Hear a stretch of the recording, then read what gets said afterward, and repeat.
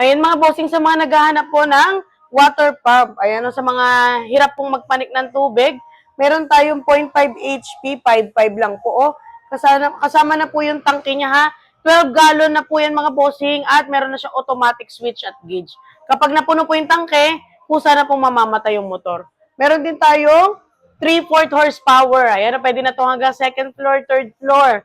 Ayan, bigyan natin ng 8,000 pesos. Yung 1 HP naman po, na ganito po mas malaki dito, 8,500, 500 lang po idadagdag nyo, no?